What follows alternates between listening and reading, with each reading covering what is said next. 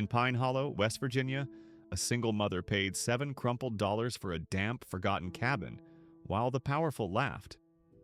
What she found inside would test her heart, upend old debts, and tug hidden strings of mercy and memory. If stories like this move you, subscribe, like the video, and tell us where you're watching from. Ruth Collins pressed her palm to the swollen cabin door, the wood cold and rubbery from years of rain. Autumn had descended on Pine Hollow, bringing with it a chill that seeped through her worn jacket and settled in her bones. The air smelled of wet leaves, mouse droppings, and the metallic bite of rust. Somewhere in the distance, a crow heckled from the hemlocks, its call echoing through the trees like mocking laughter. She had won the deed at the county's back table, a surplus sale no one cared about, by sliding a 5, 2 ones, and a whisper of hope across the counter. $7 for a home. $7 for a chance. $7 for a fresh start. The clerk had barely looked up from his paperwork, rubber stamping the transaction with an indifference that matched the gray skies overhead. Graham Hargrove, whose family logo gleamed on half the trucks in town, had chuckled behind her, his breath warm against her neck. $7 buys 7 problems, sweetheart. His cologne, citrus, and money had outlived the echo of his words, lingering in the air like an unwelcome guest. Ruth's fingers trembled slightly as she pushed the door open. The hinges protested with a rusty groan, as if the cabin itself was reluctant to welcome its new owners. Inside, the living room sighed with mildew. A broken oil lamp lay near a hearth lined in ash. A stained mattress slumped in a corner. Rain tapped a Morse code through a hole in the tin roof, creating small puddles on the warped wooden floor. Ruth's breath smoked in the chill, hanging in the air before dissipating into nothing. Her granddaughter Maya, 8 and wide-eyed, clutched Ruth's elbow with fingers that dug into the fabric of her sleeve. The child's face was a mixture of excitement and apprehension, her cheeks flushed from the cold and anticipation.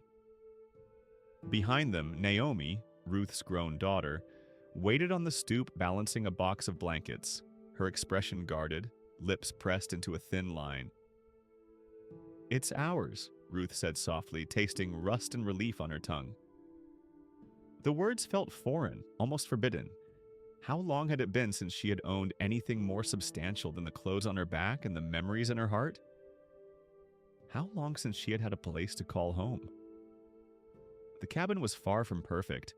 The roof leaked, the floors creaked, and the walls were thin enough that the wind seemed to pass right through them, but it was theirs. A sanctuary, a beginning, a promise. Then the shadows moved. A gaunt man with river-gray eyes rose from the mattress, hands up, voice a rasp. "Don't be scared." The world reeled beneath Ruth's feet. Her vision, tunneled to a pinpoint. The smell of old tobacco, the flicker of his jacket sleeve, the hollow of his cheeks, the tremor in his hands. And she fell backward to the floorboards as the cold rushed up to meet her. Maya screamed, the sound piercing the air like a siren. Naomi dropped the box of blankets, rushing to her mother's side, her face a mask of fear and confusion. When Ruth opened her eyes, the stranger knelt at a distance, palms open, trembling. His face was weathered, lines etched deep around his eyes and mouth, his clothes hanging loose on his frame. "I didn't mean to frighten you," he said, his voice cracking like dried leaves underfoot. I've been staying here. I didn't know anyone was coming." Outside, Hargrove's truck idled at the end of the rutted path, as if waiting for the joke to land, the engine's low rumble a reminder of his earlier words. 7 problems indeed. Naomi called Ruth's name, her voice tight with concern as she helped her mother to a sitting position. Maya had retreated to the doorway, her small body pressed against the frame, as if trying to disappear into the wood. The man said he meant no harm. His eyes darted between the 3 of them, settling finally on Maya, as if recognizing in her the most honest judge of character. "I can go," he added, though the words held a note of desperation. Where would he go? The question hung in the air, unspoken but palpable. No one spoke for a long, heavy beat, and the silence stung like a slap. Ruth's heart hammered in her chest, her mind racing with possibilities and fears. This wasn't how it was supposed to begin. This wasn't the fresh start she had imagined. This wasn't the home she had promised her daughter and granddaughter. And yet, as she looked at the stranger, really looked at him, she saw not a threat but a reflection. The same weariness that she carried in her shoulders. The same hunger for security that drove her to bid on a dilapidated cabin in the middle of nowhere. The same fear of what tomorrow might bring. The crow called again from the hemlocks, closer now, its cry a reminder of the world's indifference to their small drama. Rain continued to tap through the hole in the roof, marking time with each droplet. And Ruth Collins, who had never owned more than she could carry, who had worked double shifts at the diner and the nursing home to keep her family fed, who had lost more than she had ever found, made a decision that would alter the course of all their lives. "You can stay tonight," she said, her voice steadier than she felt. "We'll figure it out in the morning." The relief that flooded the stranger's face was almost tangible, a wave that seemed to wash some of the weariness from his features. Naomi's grip on Ruth's arm tightened, a silent question, a wordless protest. But Ruth had made up her mind. Sometimes kindness was the only currency worth trading in. As they settled in for the night, the cabin's creaks and groans becoming a strange sort of lullaby, Ruth couldn't help but wonder if she had made a terrible mistake or taken the first step towards something unexpected and wonderful. Only time would tell. For now, they had a roof, however leaky, and a hearth, however cold. It was a beginning. Above the hearth, the chimney coughed soot, and a thin hope drifted upward with it, seeking the stars that glimmered unseen above the clouds. Ruth came from a mill town where children learned to count by sorting laundry quarters. Her mother tucked hymns into lunch pails. Her father left early and came home soot-scented, a living man made of hard seasons. The rhythm of their lives had been dictated by the mill whistle.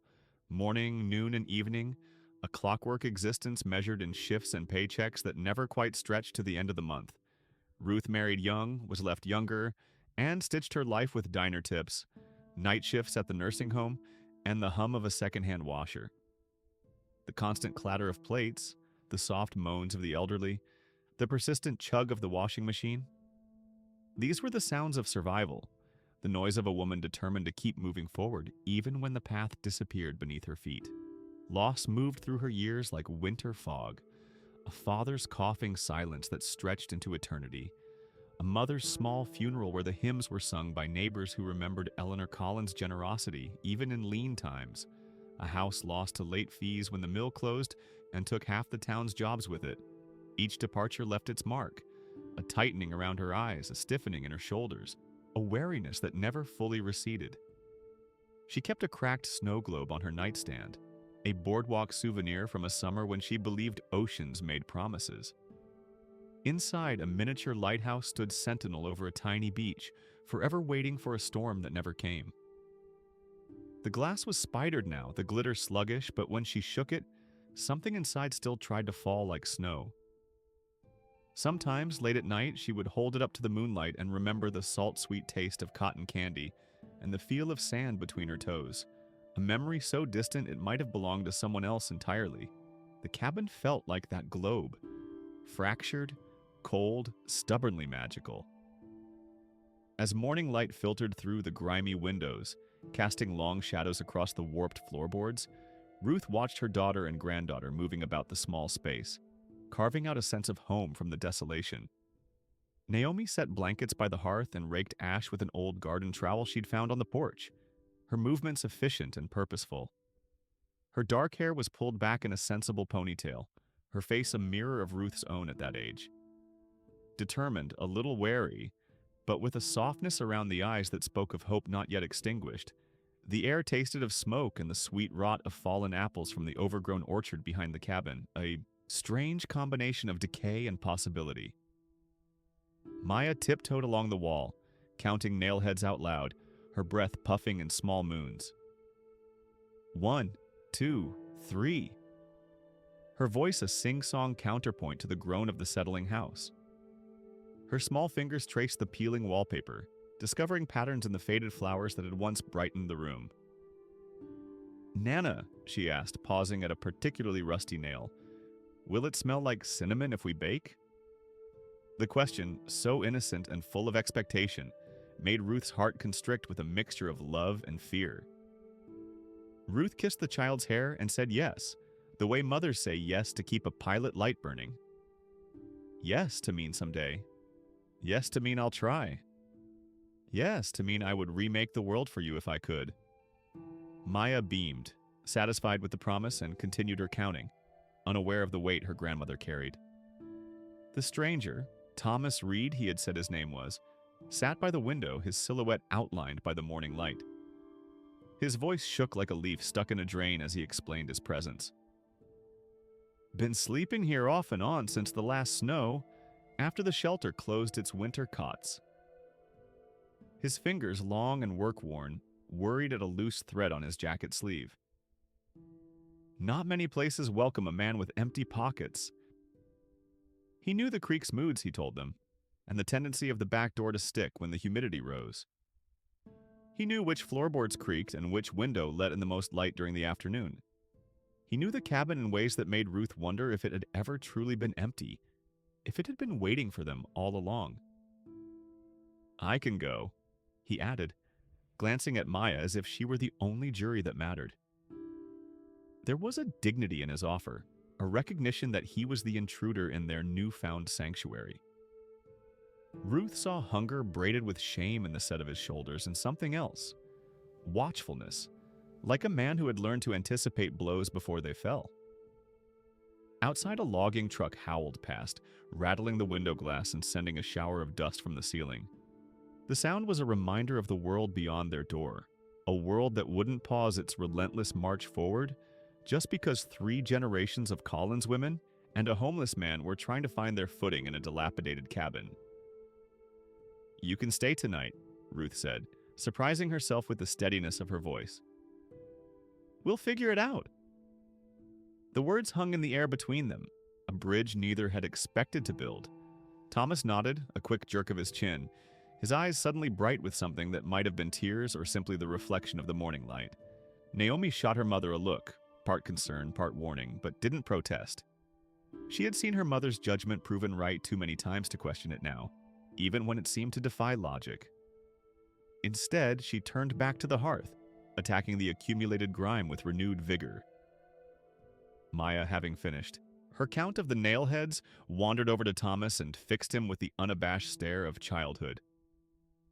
"Do you know any stories?" she asked, settling cross-legged on the floor near his feet. "About the cabin or the woods or anything?" A smile cracked across Thomas's weathered face, transforming it from something haunted to something almost handsome. "I might know a tale or two," he admitted, his voice warming with the memory. "My father used to say these woods were full of secrets, if you knew how to listen." As Thomas began a story about a family of foxes that lived beneath the porch, his voice gaining strength with each word, Ruth watched the unlikely tableau before her, a homeless man entertaining her granddaughter while her daughter prepared their makeshift home. It was not the beginning she had imagined when she'd placed her bid at the county auction, but there was a rightness to it that she couldn't explain. Above the hearth, the chimney coughed soot, and a thin hope drifted upward with it. Ruth found herself smiling, a small private expression that felt foreign on her face. Perhaps this broken cabin with its leaky roof and drafty windows wasn't just a shelter from the elements.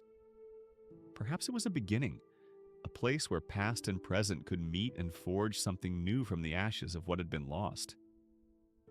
Outside, the wind picked up, sending a chorus of whispers through the hemlocks.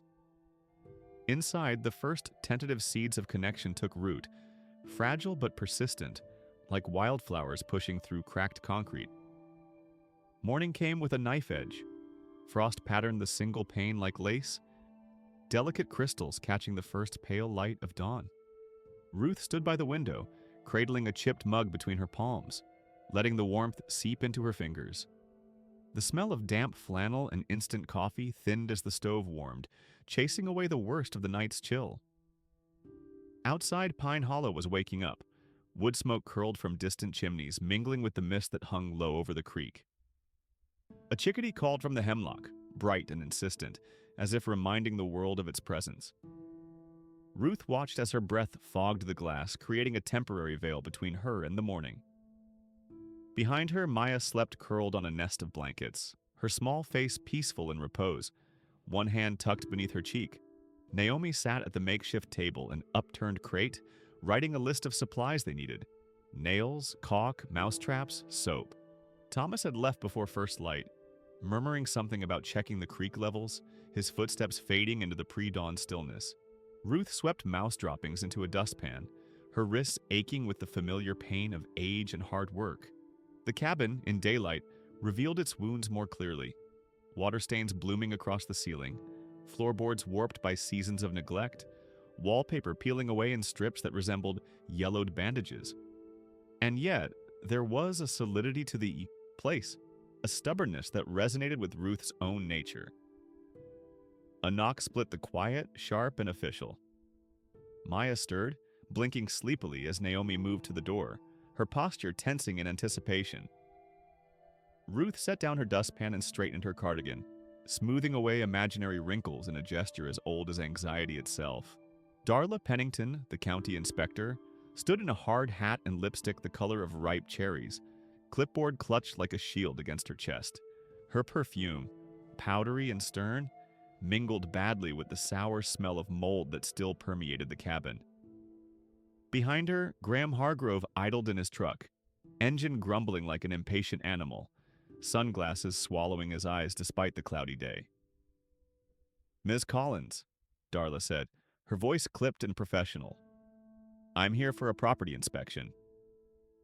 Her gaze swept the interior, taking in the stained mattress, the makeshift table, the single burner stove that had provided their morning coffee. Each glance seemed to add another note to her clipboard, another mark against them. "We're just getting settled," Ruth began, but Darla raised a manicured hand, stopping the explanation mid-sentence. "Occupancy violation," she announced, producing an orange notice from her clipboard and taping it to the door with a brisk efficiency that suggested she had done this many times before. "Unsafe chimney, rotten joists, insufficient sanitation." The paper glared at them, neon bright against the weathered wood. "You're looking at fines and possible removal, Miss Collins." The words landed heavy, like stones dropped into still water. Naomi's face tightened, a muscle jumping along her jaw. Maya pressed close to Ruth's side, the paper's fluorescent glare reflected in her irises, turning them momentarily alien. Ruth felt a bruise blooming where hope had been, the dull ache of a dream deferred once more. Darla continued, her voice taking on the rehearsed cadence of a speech given too many times. "According to county regulations, this structure is not fit for human habitation without significant repairs and upgrades. You'll need permits, inspections, certified contractors, all of which cost money," Ruth finished quietly. The practical math was cruel. Fines meant shifts she didn't have, permits meant paperwork she couldn't navigate, and risk meant a social worker might ask questions about their living conditions. The smallest wrong answer could pry Maya from their arms, sending her into the system that Ruth had fought so hard to keep her from. Darla's expression softened slightly, a crack in her professional veneer. "I understand this is difficult, Miss Collins, but regulations exist for a reason. This place isn't safe, especially for a child." Her gaze lingered on Maya, concern momentarily replacing bureaucratic indifference. From his truck, Hargrove watched the scene unfold, his smirk visible even at a distance. A wolf who'd read the ending and found it to his liking. This wasn't just about regulations. It was about land and power, and the way some men couldn't stand to see others claim even the smallest piece of what they considered theirs. The room felt smaller, the air thinner. Thomas hovered in the doorway like a shadow without a home, having returned just in time to witness their humiliation. His presence added another layer of complication. A man with no official connection to their family, living in a cabin that had just been declared uninhabitable. "You have 72 hours to address these violations or face evacuation," Darla concluded, tucking her clipboard under her arm with a finality that brooked no argument. "I'll be back to check on your progress." With a nod that might have been meant as sympathetic but came across as dismissive, she turned and walked back to her county vehicle, her boots leaving small divots in the frost-hardened mud. When they left, the path glittered with frost crunch, and the cabin exhaled its damp sadness. The orange notice seemed to pulse with malevolent energy, a heartbeat of bureaucratic defeat. Ruth sat on the hearthstone and closed her eyes, suddenly exhausted by the weight of yet another battle to be fought. Her mind orbited old vows. Keep your child safe, hold your ground, don't let hard men remind you what you're worth. These had been her mantras through the lean years, through the double shifts and the cut-off notices and the nights when dinner was whatever could be stretched furthest. She had taught Naomi to stand tall, to meet the world's gaze without flinching, to believe that dignity couldn't be taken, only surrendered. Now those lessons felt hollow in the face of official stamps and county regulations. A draft fingered her ankles, insistent and cold. The cabin's deficiencies, so easily overlooked in the first flush of ownership, now seemed insurmountable. A mountain of repairs they couldn't afford, a list of requirements they couldn't meet. Then Maya, who had been tracing her boot along the baseboard in quiet contemplation, whispered, "Nana, listen." Her voice held the hushed excitement of discovery, the kind of wonder only children still allowed themselves to feel. Beneath the crackle of the stove, a faint hollow knock echoed when her heel hit a certain spot, a different sound from the solid thunk of the surrounding wood. Thomas looked up sharply, the color leaving his face as if he'd seen a ghost. He crossed the room in 3 quick strides, kneeling beside Maya with a sudden urgency that made Naomi step protectively closer. His fingers traced the baseboard, feeling for something the rest of them couldn't see. He murmured, not to them but to the room itself, as if addressing a memory. "He said to keep it under the heart." His voice was distant, caught between past and present. Ruth realized with a start that he meant hearth, not heart, but the word landed like a small bell, ringing with significance. Something unseen was near enough to breathe on, a secret the cabin had been keeping all along, waiting for the right moment to reveal itself. Thomas's eyes met Ruth's, a silent question passing between them. She nodded, granting permission for whatever came next. As he began to probe the floorboards near the hearth, Maya watching with wide-eyed fascination, Ruth felt a shift in the air. The first stirrings of something that might, if they were very lucky, resemble hope. The orange notice still glared from the door, a promise of difficulties to come. But for the first time since Darla's arrival, Ruth felt a spark of defiance ignite within her chest. This cabin, this $7 gamble, wasn't just a structure of wood and nails. It was a promise she had made to her family, a line drawn in the dust of too many defeats. And Ruth Collins had never been one to surrender without a fight. They pried the third plank loose with the garden trowel and a butter knife, wood groaning like an old man getting up too fast. The floor surrendered reluctantly, splintering at the edges, decades of dirt packed into the grain. Cold air puffed from the dark cavity beneath, carrying the smell of damp paper and iron. Maya leaned close, breath trembling with anticipation, her small face illuminated by the shaft of morning light that pierced the cabin's gloom. "Careful of your fingers," Naomi cautioned, hovering protectively as Ruth reached into the darkness. Her hand disappeared to the wrist, feeling blindly until her fingers brushed against something solid. Metal, cool and slightly rough with rust. She pulled up a tin box flecked with orange corrosion and mouse gnaw, its corners dented as if it had been handled roughly before being hidden away. The lid squealed in protest as Ruth worked it open, the sound sharp in the expectant silence. Inside lay a folded document tied with faded blue ribbon, a cloth pouch with its drawstring pulled tight, and a photograph browned at the edges, faces gazing up from a moment frozen in time. Thomas backed into the light, his body trembling as if an electric current ran beneath his skin. His eyes fixed on the photograph with an intensity that transformed his features from those of a stranger to those of a man confronting his past. "My father, Elias," he whispered, tapping the image with a reverent finger. A young man stood before the cabin half a lifetime ago, much younger than Thomas was now, but bearing the same strong jawline, the same deep-set eyes. His arm was slung casually around the shoulders of a woman whose face made Ruth's heart stutter. Her mother, Eleanor Collins, both of them laughing as if winter were a rumor. Behind them, the cabin stood proud, its roof straight, its windows gleaming in summer light. "That's my mother," Ruth said, her voice catching. She hadn't seen Eleanor's face in years, had almost forgotten the way her eyes crinkled at the corners when she smiled, the slight tilt of her head when she was truly happy. "But I don't understand.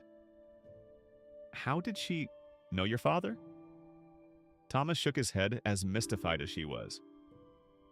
"Dad never mentioned knowing anyone named Collins. But that's him, sure as I'm standing here." With fingers that trembled slightly, Ruth untied the ribbon from the document, careful not to tear the brittle paper. It unfolded with a soft crackling sound, revealing a typewritten page spotted with age but still legible. The document was notarized, dated 1989. A quitclaim deed from Elias Reed to Eleanor Collins for 12 acres, including the dwelling at Creek Bend and the right to timber restitution held in escrow pending settlement. "My mother owned this land," Ruth breathed, the words tasting strange on her tongue. "Legally. With documentation." She traced the signatures at the bottom, Elias Reed in a bold, slashing hand, and her mother's more careful script. Between them, the notary's seal, official and undeniable. A letter curled beneath it, handwritten in patient cursive that flowed across the page like a river finding its way home. "If hard times ever corner you, Nell, let this paper corner them back. You fed a hungry man when he had only his name. I won't forget." The words were simple, but the sentiment behind them resonated with a quiet power that filled the cabin like music. The pouch held a small brass key, tarnished but intact, and a ledger page listing payments owed by Hargrove Timber, unpaid shares from a community compensation program after illegal cutting along the creek. The columns of figures, meticulously recorded, told a story of systematic theft, of promises broken, of a community shortchanged by those in power. "They were supposed to pay restitution," Thomas said, his voice gaining strength as pieces of the puzzle slotted into place. "After they cut beyond the agreed line. They were supposed to share profits with all the property owners along the creek." His finger traced the column of zeros where payments should have been recorded. "But they never did." Maya's eyes shone as if a candle had been lit under her ribs, casting her face in a glow of wonder and possibility. "Is that why Mr. Hargrove was smirking?" she asked, her perception sharper than her years might suggest. "Because he knew about this and thought we'd never find it?" Naomi pressed a hand over her mouth, eyes wide as the implication settled over her. "Mom, do you know what this means?" Her voice was hushed, almost reverential. "This land is legally yours. Has been for decades. That surplus sale was—" She trailed off, unable to find words for the magnitude of the deception. "A fraud," Ruth finished, a quiet fire kindling in her voice. "They sold me what was already mine?" The cabin felt warmer without the stove's help, as if the boards themselves recognized their people. The walls, which had seemed to press in with damp hostility just hours before, now felt like arms closing around them in protection. What Ruth had wasn't just $7 worth of rot. It was her mother's, rightful ground and a promise postponed. Thomas ran a hand through his gray-streaked hair, his face animated with a purpose that erased years of hardship from his features. "My father must have given this place to your mother before he left town. I was just a boy then. He never told me why we moved, just that there had been trouble with the Hargroves." He looked around the cabin with new eyes, seeing not decay but legacy. "I came back after my wife died. Nowhere else to go. Ended up sleeping here because it felt right somehow. Like I was meant to be here." The pieces fit together with a symmetry that couldn't be coincidence. Thomas finding shelter in the cabin his father had once owned, Ruth winning the deed to land that had belonged to her mother. Maya discovering the hiding place that connected their pasts. It was as if the cabin itself had orchestrated their meeting, pulling threads of memory and chance together into a pattern that had been waiting decades to emerge. "We record it," Ruth said, voice level with determination. "We make it official. And we ask for what's owed, not just to us, but to everyone they shorted." The orange notice still glared from the door, but it seemed less threatening now, a paper tiger against the solid weight of the deed in her hands. Naomi nodded, the wariness in her eyes giving way to a fierce pride that mirrored her mother's. "We'll need a lawyer, someone who isn't in Hargrove's pocket." "Mrs. Teller at the library," Maya suggested, bouncing slightly on her toes with excitement. "She said she used to practice law before she moved here." Outside, the creek clapped its icy hands against the stones, and the hemlocks whispered approval. The wind, which had seemed so hostile just days before, now carried a promise of change, of justice long deferred, but finally within reach. Ruth carefully refolded the deed, smoothing the creases with reverent fingers. Her mother had left her this legacy, not just land and a cabin, but a cause, a chance to right an old wrong. Eleanor Collins, who had fed the hungry and sung hymns in a voice clear as creek water, who had taught her daughter to stand tall even when the world pushed hard, had left her one final lesson: that dignity could be reclaimed, that justice could wake after a long sleep. Thomas's eyes met Ruth's, a silent understanding passing between them. They were no longer strangers thrown together by circumstance, but allies bound by a shared history neither had known existed.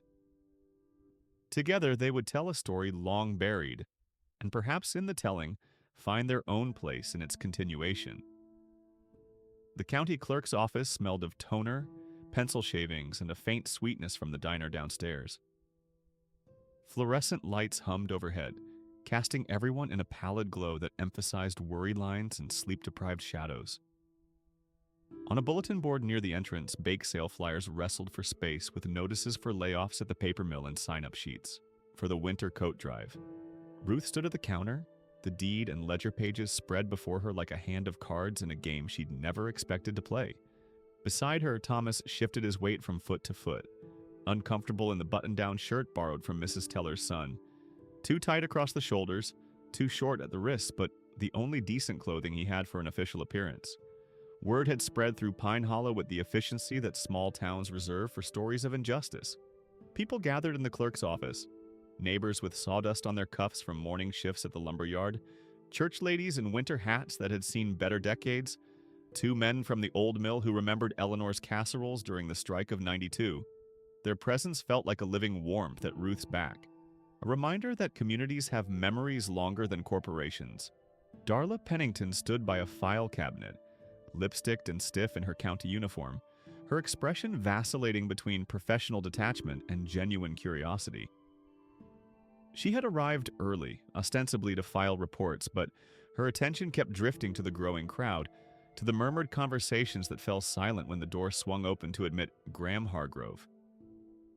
He arrived late, cologne preceding him like an announcement, jaw set in a smile that never reached his eyes. His boots, polished to a mirror shine, squeaked slightly on the linoleum as he made his way to the counter. "Quite the gathering," he remarked, nodding to familiar faces with the practiced ease of a man accustomed to being the most powerful person in any room. "What's the occasion?" Ruth laid the deed on the counter, the movement deliberate, almost ceremonial. The brass key chimed against the laminate like a small bell in a silent chapel, drawing all eyes to the document with its faded ribbon and official seal. "It was notarized," she said, pointing to the imprint that still stood clear against the yellowed paper. "It was hidden for safekeeping." The clerk, a middle-aged woman with reading glasses on a chain around her neck, leaned forward to examine the document. Her fingernails, painted a cheerful coral, tapped thoughtfully against the countertop as she read. "This appears to be a quitclaim deed from 1989, she said, her tone neutral but her eyes sharp with interest. "From Elias Reed to Eleanor Collins." Thomas stepped forward, shoulders squared by something older than shame. A son's duty to his father's memory, a witness stepping into light. "My father signed that paper," he said, voice finding its gravel. He left a ledger of unpaid shares from the timber restitution program. His finger traced the column of zeros, each one a small, silent accusation. I kept it where he told me because I couldn't stomach what the Hargroves did along the creek. He talked of trees felled past the agreed line, of marked boundaries ignored, of cash envelopes that shrank each season until they stopped coming altogether, of men who stopped asking questions because supper wouldn't wait and jobs were scarce.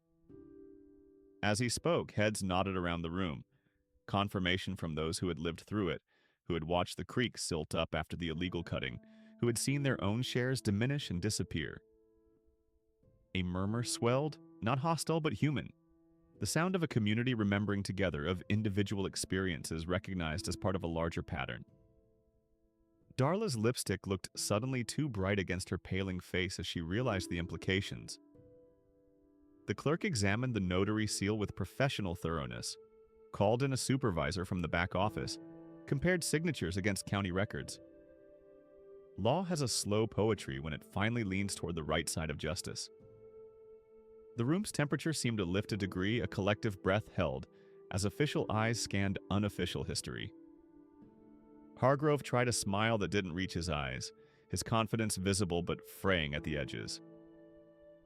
"Old paper," he said lightly, as if dismissing a child's drawing. "Muddy rights, muddy memories? Who knows what arrangements were made back then? Records get lost, deals change hands." Then an elderly woman in a quilted coat spoke from the back of the room, her voice thin but clear as a bell on Sunday morning. "Eleanor Collins fed my husband when Hargrove cut his hours after he complained about the creek cutting. We remember clear." She nodded toward Ruth, a gesture of solidarity across generations. That woman's mother had a heart bigger than this whole county and a memory sharp as winter. If she said there was an agreement, there was. Heads nodded. A minister cleared his throat and mentioned how Eleanor had organized the food pantry during hard times. A teacher set down her tote bag and recalled how Eleanor had sewn costumes for the school play when the budget was cut. Memory after memory, testimony building like stones in a cairn, marking a path back to truth. The clerk stamped 3 times, one on the deed acknowledgement, one on the property record update, one on the notice of complaint regarding the timber restitution program. Each stamp fell with the weight of official recognition, of a system slowly correcting its course. The air changed, palpably as if a window had opened in a stuffy room, letting in the first breath of spring. No one cheered, not yet. This wasn't a victory so much as a recognition, a wrong acknowledged but not yet made right. Ruth met Hargrove's gaze and held it, not with spite but with a dignity he couldn't price, couldn't discount, couldn't dismiss with a wave of his manicured hand. He blinked first, a small concession but significant in a man unaccustomed to backing down. "This will require review," he said, his voice tight around the edges. "Legal consultation. The company has procedures, protocols." "The company has obligations," the clerk interrupted, her coral nails tapping the ledger. "And it appears they've been deferred for quite some time." She turned to Ruth, her expression softening. "The deed is valid, Ms. Collins. The property is legally yours as it has been since 1989. As for the restitution program?" She glanced at Hargrove, then back to the ledger. "That will indeed require further investigation, but the record shows clearly that payments were due and not made. Justice, when it finally stands up, doesn't need to shout. It simply states its presence and the world rearranges itself around the truth. The orange notice of violation still existed, the cabin still leaked, the repairs still loomed. But now there was a path forward, a recognition that couldn't be revoked with a clipboard and a county car." As they left the clerk's office, people stopped to shake Ruth's hand, to touch Thomas's shoulder, to ruffle Maya's hair. There was a sense of witnessing something important, of being present at a moment when the usual order of things had been questioned and found wanting. Hargrove's truck still idled in the parking lot, a reminder that power rarely concedes without calculation, but its engine seemed quieter somehow, less certain of its dominance. Ruth clutched the newly stamped documents to her chest, feeling her mother's presence like a warm hand on her shoulder. Eleanor Collins, who had fed the hungry and remembered her promises, who had taught her daughter that dignity was a birthright no hardship could revoke, would have been proud of this moment. Not of victory, but of truth, finally given its proper weight. As they walked back toward the cabin, Maya skipped ahead, picking up pine cones and examining them with the serious attention children give to natural treasures. Naomi walked beside her mother, their steps falling into the same rhythm they had always shared through good times and lean. Thomas followed a few paces behind, still finding his place in this unexpected story. The creek sparkled in the afternoon light, ice melting at its edges where the sun reached down to touch the water. The cabin waited on its small rise, still broken but no longer abandoned. And if the windows seemed to gleam a little brighter as they approached, if the door seemed to stand a little straighter on its hinges, perhaps it was just the changing angle of the sun. Or perhaps it was the house itself, recognizing its people coming home at last. By spring, the cabin smelled like lemon oil and bread. The winter had retreated slowly, reluctantly, but inevitably, much like the old injustices that had shadowed Pine Hollow for generations.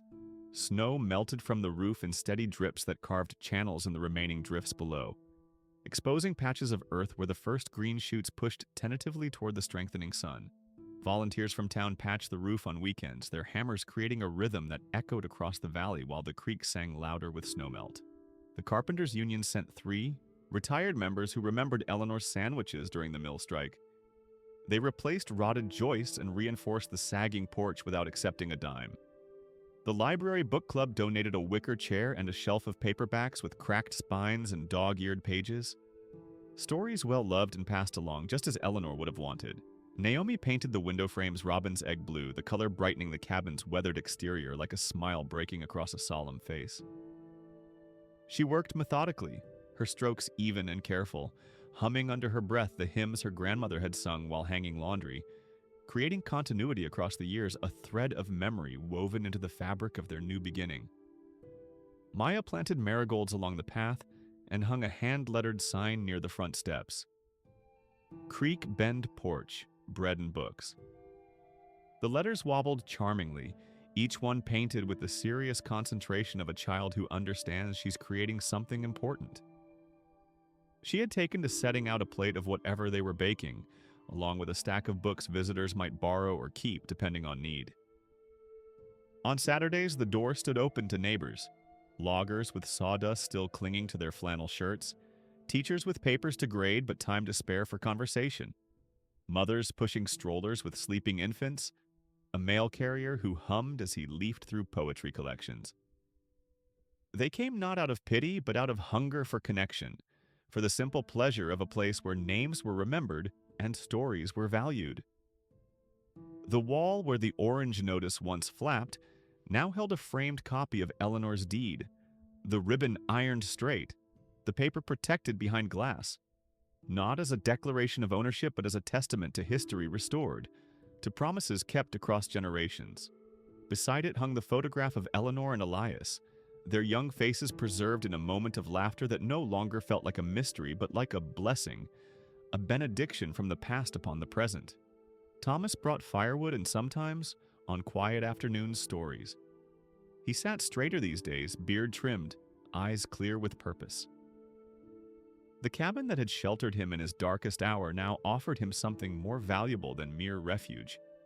It gave him a place in a community, a role in a story larger than his solitary struggles.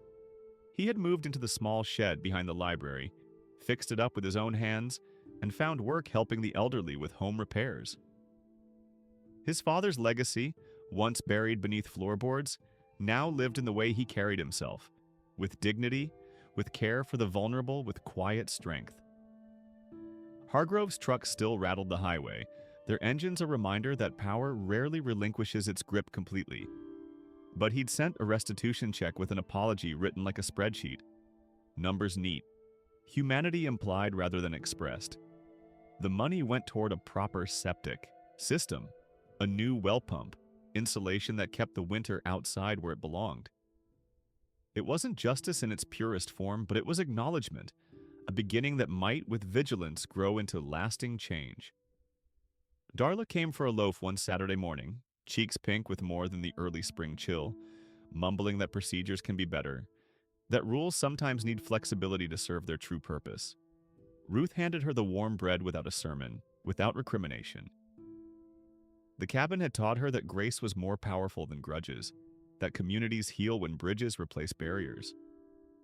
The room held cinnamon, yeast, and the soft murmur of pages turning as neighbors swapped paperbacks from the little shelf Naomi had built. Light streamed through windows that no longer leaked, casting patterns across the floor that Maya traced with her finger, inventing stories about sunbeam creatures and shadow friends.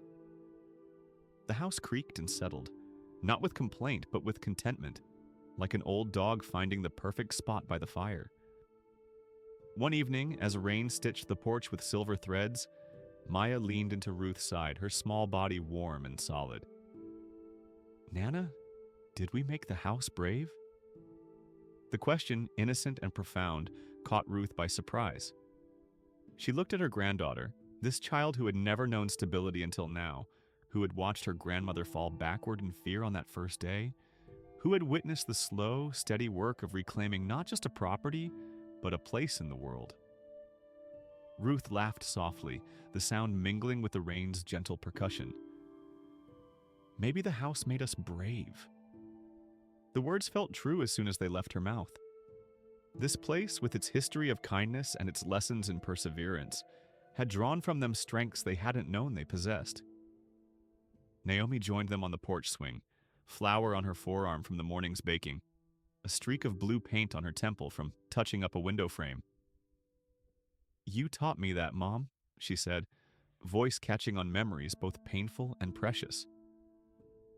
To stand up kindly. To stand anyway. Ruth looked at her daughter, the girl she'd carried through the bleakest winter of their lives, who had learned early that the world could be hard, but who had somehow retained the ability to see beauty in small moments, to create home from whatever materials life provided. She looked at Maya, whose hand was a small, certain anchor in her own, whose future now held possibilities instead of just precarious hopes. "We didn't win by shouting," Ruth said, the wisdom earned through decades of quiet dignity, "but by remembering who we are. By honoring Eleanor's legacy of generosity, by recognizing Elias's attempt at restitution, by allowing Thomas into their circle of trust, by accepting help without surrendering pride, they had rebuilt more than a cabin. They had reconstructed a way of being in the world that valued connection over competition, that measured wealth in relationships rather than resources." She blew out the lamp, the room warm with company and bread. Outside, the creek kept its promise, water flowing ceaselessly toward horizons unseen but trusted.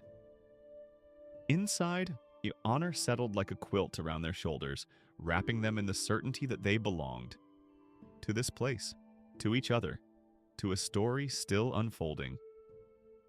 Who was humiliated one day was remembered with honor the next. The world's wheel turned, bringing each spoke from shadow into light in its own time. And the love and dignity they held, those were treasures no one could steal. Currencies that appreciated with sharing, investments that paid dividends in quiet moments like this one, where rain tapped the roof and family breathed in unison, and the future stretched before them not as a threat but as an invitation.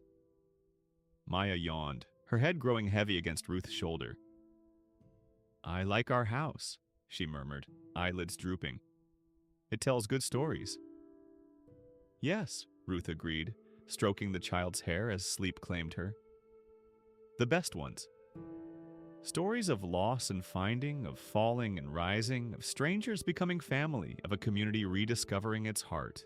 Stories that would continue long after they were gone, woven into the very boards of the cabin, whispered by the creek, carried on the wind through hemlocks that had witnessed it all." As darkness gathered and the rain softened to a gentle patter, Ruth Collins sat on the porch of the home that had always been hers, surrounded by the family she had fought to keep whole, in a community that had remembered how to see clearly. The cabin at Creek Bend stood solid against the night, its windows glowing with welcome, its door open to whatever tomorrow might bring.